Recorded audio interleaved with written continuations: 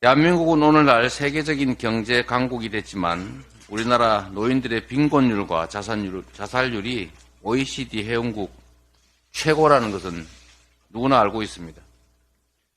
76세 이상은 절반 이상이 가난하고 재활용품 수집 노인도 6만 6천 명이 넘는다고 합니다. 반면에 공적연금에 투입된 재정은 정부 지출의 9.4%에 불과해서 아이슬란드를 제외하면 꼴찌라고 합니다. 많은 노인들이 손자 손녀에게 용돈을 주기는커녕 생활고로 스스로 삶을 포기하는 그런 안타까운 상황입니다. 그런데 18일 인사청문회에서 기가 막힌 얘기가 나왔습니다. 농식품부 장관 후보자가 1억 원을 불법 증여한 의혹을 제기하니까 아이들에게 용돈 차원에서 준 거다 이렇게 말했습니다. 불법 증여를 했으면 죄송합니다. 그리고 그에 상응하는 조치를 하고 반성하면 될 일이지. 어떻게 이 어려운 상황에서 1억을 용돈 줬다 이런 얘기를 할 수가 있습니까? 그런 생각으로 어떻게 국정을 담당하고 우리 국민들의 아픈 것을 보듬겠습니까? 국민의 모습, 공복으로서의 기본적인 자세가 되어 있지 않습니다. 아마 이런 일이 수없이 발생하도 또 임명하겠지요. 제가 좀 전에 통계 자료를 보니까 역대 최고 수준을 넘고 있습니다.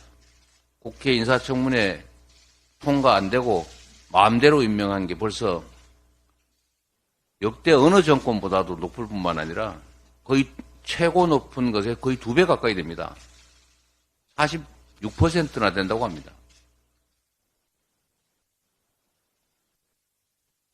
국가 권력을 사유화한다는 얘기들이 많았고 이게 검찰공화국이니 독재국가니 등등 했는데 이제는 국가 전체가 대통령의 사유물이 돼가고 있는 것 같습니다.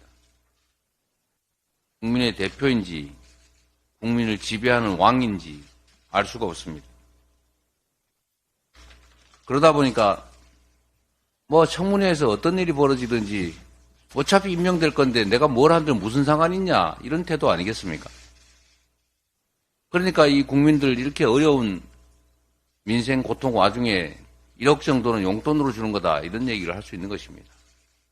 그 제정신으로 할 수 있는 말이겠습니까? 참 답답합니다.